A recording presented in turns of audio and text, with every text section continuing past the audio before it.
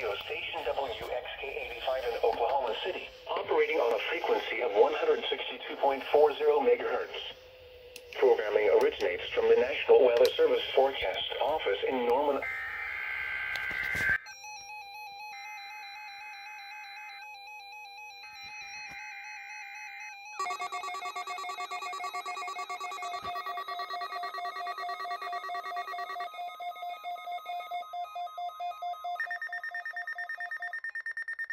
Just heard a test of the National Weather Service radio warning alarm feature. Reception of this broadcast and the warning alarm will vary at any given location.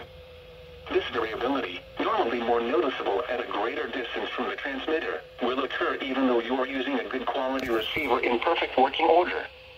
During severe weather, the warning alarm will be activated for severe thunderstorm and tornado watches, and for severe thunderstorm, tornado, and flash flood warnings.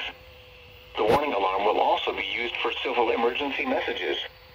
A test of the warning alarm feature of the National Weather Service radio is conducted at 12 noon and 7 p.m. each Wednesday, unless there is a significant risk of severe weather in the area.